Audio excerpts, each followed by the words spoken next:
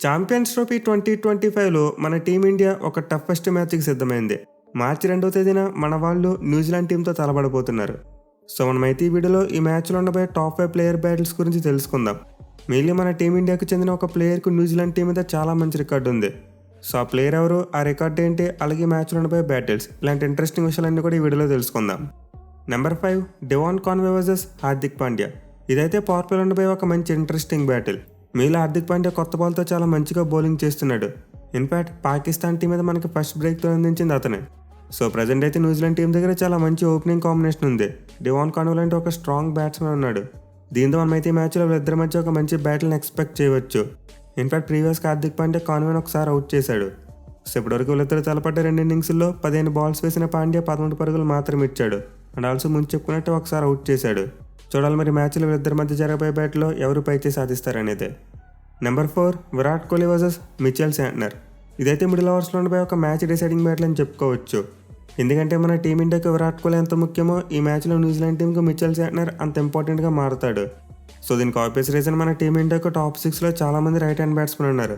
దీంతో left arm spinner అనే Santner ఈ మ్యాచ్లో న్యూజిలాండ్ టీంకు చాలా కీలకంగా మారే అవకాశాలు ఉంటాయి. బట్ ఎనివే విరాట్ కోహ్లీకి చూసుకుంటే శాంట్నర్ మీద కొంతవరకు మంచి రికార్డు ఉంది. ఇన్ఫాక్ట్ ప్రీవియస్గా వీళ్ళిద్దరి మధ్య చాలాసార్లు బ్యాటిల్ జరిగింది. మొత్తం 16 ఇన్నింగ్స్లో తలపడ్డారు.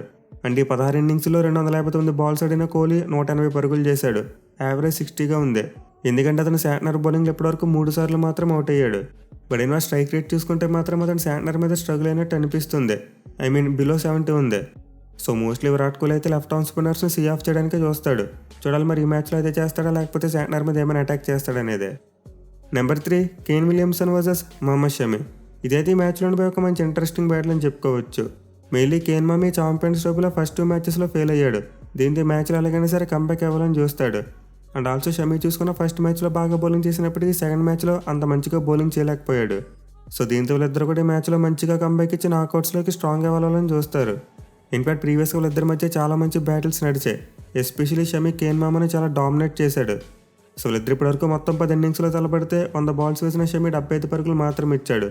అండ్ ఆల్సో కేన్ మామని 3 టైమ్స్ అవుట్ చేశాడు. సో యావరేజ్ పరంగా చూసుకున్న, స్ట్రైక్ రేట్ పరంగా చూసుకున్న కేన్ విలియమ్సన్కు షమి మీద మంచి రికార్డు లేదు. దీంతో ఖచ్చితంగా మనమైతే ఈ మ్యాచ్లో వీళ్ళిద్దరి మధ్య ఒక మంచి బ్యాటిల్ చూడొచ్చు. Number 2 Rohit Sharma versus Matt Henry. ఇదైతే పవర్ ప్లేలో ఉండిపోయి ఒక బ్లాక్ బస్టర్ బ్యాటిల్. మెయిన్లీ మన team India captain hitman power ప్లేలో చాలా అగ్రెసివ్గా బ్యాటింగ్ చేస్తున్నాడు. బౌలర్తో సంబంధం లేకుండా అటాక్ చేస్తే ఎక్కువ రన్స్ రాబట్టడానికి ట్రై చేస్తున్నాడు. అయితే ఈ మ్యాచ్లో మన కెప్టెన్కు మ్యాట్ హెన్రీ దగ్గర నుండి చాలా మంచి ఛాలెంజ్ ఎదురు కాబోతుంది. ఎందుకంటే ప్రీవియస్గా అతను రోహిత్ శర్మను డామినేట్ చేశాడు. వీళ్ళిద్దరు ఇప్పటివరకు మొత్తం 6 ఇన్నింగ్స్లో తలపడితే 51 బాల్స్ వేసిన అతను 46 పరుగులు మాత్రం ఇచ్చాడు. మోస్ట్ నెంబర్ 6 ఇన్నింగ్స్లో రోహిత్ను 2 సార్లు అవుట్ చేశాడు. సో స్ట్రైక్ రేట్ కొంతవరకు బాగానే ఉన్నప్పటికీ యావరేజ్ మాత్రం అస్సలు బాగోలేదు. దీంతో చూడాలి మరి ఈ మ్యాచ్లో రోహిత్ శర్మ మ్యాట్ హెన్రీని అటాక్ చేస్తాడా లేకపోతే సేఫ్ కడి సీ ఆఫ్ చేస్తాడా అనేది. Number 1 Rachin Ravindra versus Mohammed Shami. ఇది కూడా ఈ మ్యాచ్లోని ఒక మంచి హై వోల్టేజ్ బ్యాటిల్ అని చెప్పుకోవచ్చు. ఎస్పెషలీ రచిన్ రవీంద్ర లాస్ట్ మ్యాచ్లోనే సెంచరీ కొట్టాడు. పైగా అతను ప్రీవియస్గా మన టీమిండియాకి అగెనిస్ట్గా బాగా ఆడిన సందర్భాలు కూడా ఉన్నాయి.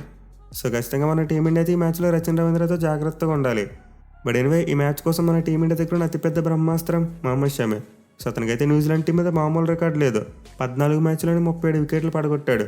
ఇన్ఫాక్ట్ చివరిగా 2023 వన్డే వరల్డ్ కప్లో చూసాం, న్యూజిలాండ్ ఆడిన 2 మ్యాచ్లు కూడా 5 ఫర్ తీశాడు.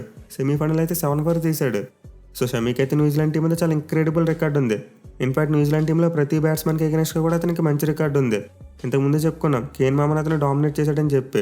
అండ్ ఎగ్జాక్ట్లీ రచిన్ రవీంద్ర మీద కూడా అతనికి అలాంటి రికార్డు ఉంది. వీళ్ళిద్దరు ఇప్పటివరకు 2 ఇన్నింగ్స్లో తలపడితే 25 బాల్స్ వేసిన అతను 26 పరుగులు ఇచ్చాడు. బట్ 2 ఇన్నింగ్స్లో కూడా రచిన్ రవీంద్రని అవుట్ చేస్తాడు. సో మహమ్మద్ షమీకి అయితే కేన్ మామ మీద మంచి రికార్డు ఉంది. అలాగే రచిన్ రవీంద్ర మీద ఇంకా అద్భుతమైన రికార్డు ఉంది. ఇన్ఫాక్ట్ వాళ్ళు డారెల్ మిచెల్ని తీసుకొస్తే అతని మీద కూడా షమీకి మంచి రికార్డు ఉంది. 3 ఇన్నింగ్స్లో 3 సార్లు అతను అవుట్ చేశాడు. సో ఇలా న్యూజిలాండ్ టీంలో ఉన్న టాప్ బ్యాట్స్మెన్ అందరి మీద కూడా షమీకి చాలా మంచి రికార్డు ఉంది. దీంతో ఖచ్చితంగా ఈ మ్యాచ్లో షమి మన టీమిండియాకి ఒక బిగ్గెస్ట్ గేమ్ చేంజర్లో మారే అవకాశాలు పుష్కలంగా ఉంటాయి. ఇక వీటితో పాటు మనం ఈ మ్యాచ్లో మరికొన్ని ఇంట్రెస్టింగ్ బ్యాటిల్స్ చూడొచ్చు. మెయిన్లీ పవర్ ప్లే యంగ్స్టర్స్ అయిన శుభ్మన్ గిల్ మరియు కైల్ జామ్సన్ వీళ్ళిద్దరి మధ్య ఒక మంచి బ్యాటిల్ పడే అవకాశాలు ఉంటాయి.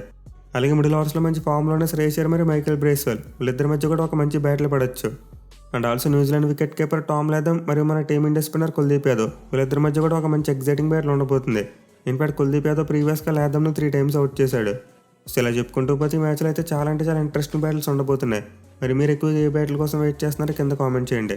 Thank you for watching. Have a nice day.